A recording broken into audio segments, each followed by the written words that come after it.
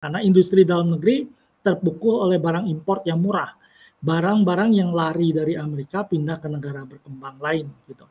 Nah, sehingga Uni Eropa mengatakan merencanakan mengenakan tarif pada barang-barang China yang masuk ke sana akibat tidak berhasil masuk ke pasar US. Nah, itu pun pasti akan dilakukan oleh Indonesia ya. Kalau kita kena kiriman barang banyak, kalau kita nggak halangin, itu ya industri dalam negeri kita mati. Ya, contohnya adalah industri tekstil. Ya, tekstil kita udah terbukti ya kemarin Sritex itu gagal bersaing karena barang import dari China itu jauh lebih murah gitu ya. Biarpun kita juga harus melihat bahwa anak muda kita sangat pintar ya beli barang dari luar kemudian dijual dalam negeri segala macam gitu ya.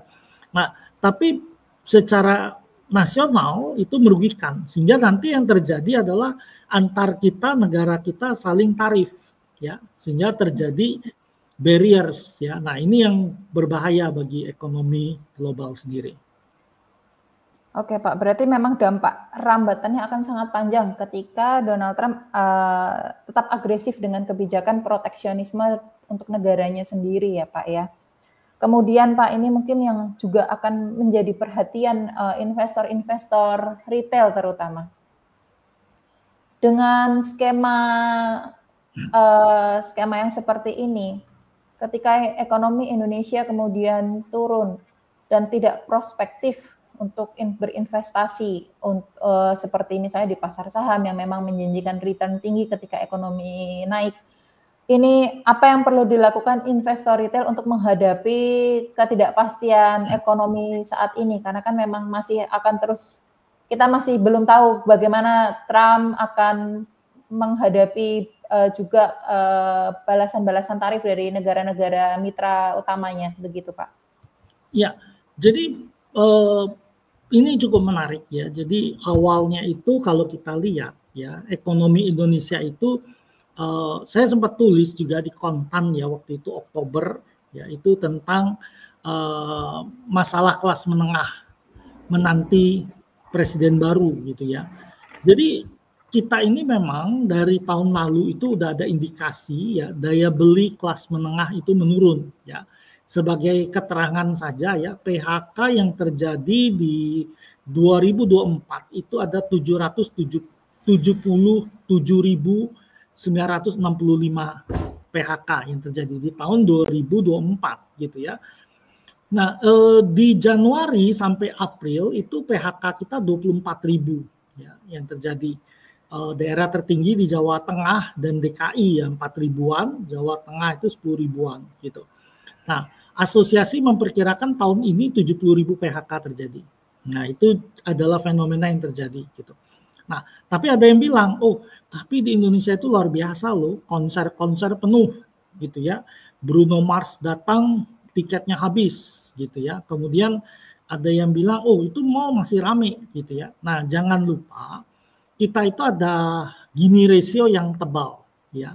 50 orang terkaya di Indonesia, kekayaannya sama dengan 50 juta penduduk Indonesia ya. Jadi kelas atasnya itu masih punya uang, tapi di menengahnya ada masalah. Nah, kita konfirmasi dengan data gitu ya. Penjualan mobil 2024 itu turun ya, turun 13,9%. Jadi cuma 865.000 mobil ya penjualan turun di sana. Kemudian data BPS ya 2019 kelas menengah kita ada 57 juta,33 juta ya. Tetapi di tahun 2024 sisa 47 juta,85, hampir 10 juta hilang di sana. Ya, dan itu turun ke kelas di bawahnya. Nah, kemudian penurunan daya beli kelas menengah ini sangat penting bagi ekonomi Indonesia ya. Jumlah kelas menengah di Indonesia itu adalah 66,35%. Tetapi mereka ini mengkonsumsi mencakup 81,49% konsumsi masyarakat. Nah, jadi dengan data sebesar itu kita mengetahui bahwa kalau kelas menengah terpukul bahaya bagi kita, gitu ya. Nah, kemudian yang kita lihat ada fenomena di kelas menengah itu ada namanya mantap, makan tabungan, gitu ya, di mana ada data yang menunjukkan tabungan kelas menengah itu dari rata-rata 3 jutaan turun sampai 1,3 juta gitu ya. Nah, ini yang jadi masalah. Di sisi lain, pinjol itu naik kencang dan pay later naik kencang ya. Jadi ini jadi poin-poin penting yang dihadapi gitu ya. Nah, di awal-awal perang dagang itu pasar saham kita tertekan cukup dalam ya, tertekan cukup dalam. Kemudian memang dari dalam negeri tadi saya udah cerita tentang masalah kelas menengah gitu ya. Kemudian ada masalah lain yaitu APBN kita ya. APBN kita 2024 itu defisit 2,53%. Kemudian ada ide kekhawatiran ya, bukan ide sebenarnya, kekhawatiran investor asing bahwa APBN kita defisitnya akan naik di atas 3% terhadap GDP ya. Kemudian ada statement yang mengatakan ya, selama ini debt to GDP ratio kita 2022 39%, 2024 itu 39,36% ya. Ada pemikiran debt to GDP ratio kita naik ke 50%-an gitu ya. Nah, itu dua kekhawatiran yang menyebabkan investor asing itu keluar dari pasar kita karena dia lihat kalau defisitnya melebar, artinya surat utang baru yang diterbitkan lebih banyak. Artinya yield-nya akan butuh lebih tinggi. Artinya surat berharga lama harus dijual gitu ya. Nah, kemudian waktu itu ada kekhawatiran lagi, ada program 3 juta rumah gitu ya. Nah, ada yang bilang, oh itu dikhawatirkan nanti Bank Himbara disuruh danain. Nah, padahal kita sadarin bersama bahwa properti ya, rumah itu adalah demand side, bukan supply side. Jadi kalau kita bangun 3 juta rumah, itu kalau tidak ada demand ya bahaya gitu ya. Jadi kita harus tunggu demand-nya gitu. Kemudian ada kekhawatiran terkait koperasi desa ya, koperasi merah putih yang 80.000 koperasi.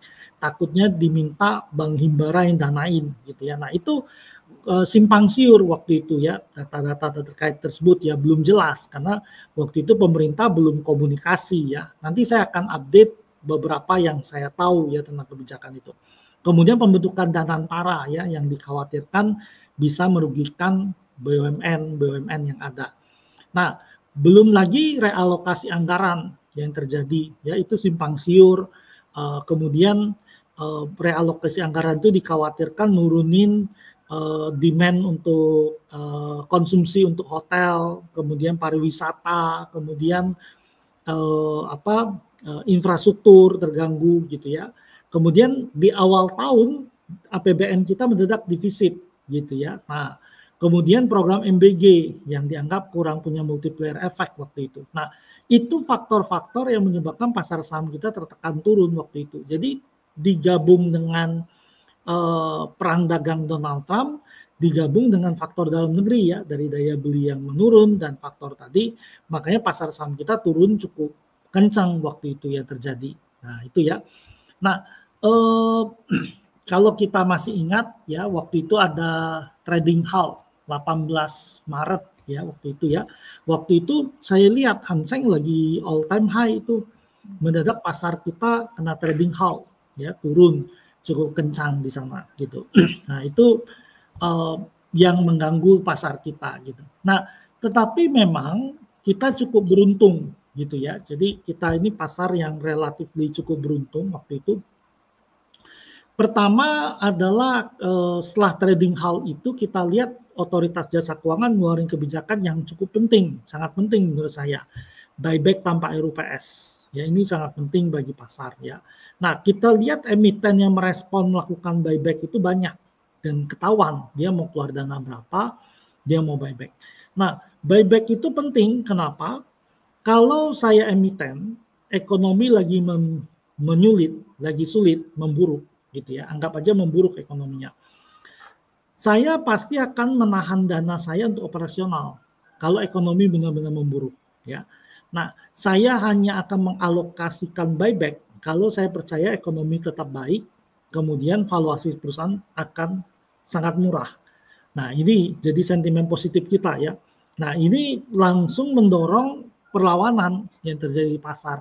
Marketnya bergerak naik lagi gitu. Nah, Kemudian memang kita lihat lagi Donald Trump waktu itu 2 April ya, itu kan Maret 18. 2 April itu Donald Trump mendadak keluarin tarif resiprokal. Nah, langsung dihajar ke seluruh dunia, dan yang jadi masalah itu tarif tadi jauh di atas ekspektasi pasar. Makanya pasar global itu langsung tumbang semua. Nah, tapi kita kembali beruntung karena kita lagi libur lebaran. Nah, jadi kita masih santai-santai. Nah, kita lihat lagi otoritas kita cukup pintar ya. Dia rubah beberapa aturan. Karena kalau kita hitung-hitung, ini pas buka tanggal 8 April kemungkinan pasar kita akan trading halt 2 kali gitu ya. Artinya turun 5%, turun 10% bisa 2 kali trading halt nih gitu kan. Nah, persepsinya mungkin akan negatif. Nah, waktu itu otoritas mengubah aturan. Auto rejection bawah 15%. Kemudian trading halt pertama 8%, trading halt kedua 15%. Nah, itu waktu pembukaan langsung trading halt karena turunnya 9%-an. Langsung trading halt, stop 30 menit, dibuka lagi. Nah, trading halt kedua di 15%, itu nggak mungkin terjadi karena auto rejection bawahnya aja 15%. Kalau semua saham minus 15%, baru bisa indeksnya turun 15%. Dan itu nggak mungkin terjadi ya. Habis itu ada perlawanan naik. Nah, habis itu kita menghadapi sesuatu yang menarik gitu ya. Dunia mendadak merubah pemikirannya. Sekarang judul dunia itu berubah jadi sell Amerika. Ya, orang mikir, wah ini Amerika nggak bener nih, seenak-enak jidat aja gitu ya mainnya. Oke, kita sell Amerika. Nah, itu gara-gara tarif resiprokal itu terjadi penjualan di obligasi Amerika, di pasar saham Amerika. Nah, kemudian tadi ya kita udah jelaskan Donald Trump panik ya, selain tekanan dari pasar, pengusaha menekan, jadi dia langsung ngumumin, oke, tarifnya kita pending, gitu kan, pending 90 hari. Mari kita negosiasi, gitu. Nah, setelah pending tadi, market mulai bergerak naik lagi ke atas. Nah, tapi beruntungnya kita lagi ya di dunia ini banyak keberuntungan juga gitu ya. Moody's itu mendadak menurunkan rating Amerika dari AAA menjadi AA1. Ya, jadi turun 1 tik turun. Jadi dia bukan yang tertinggi lagi. Moody's ini adalah yang terakhir karena sebelumnya Fitch dan S&P udah nurunin dulu rating Amerika.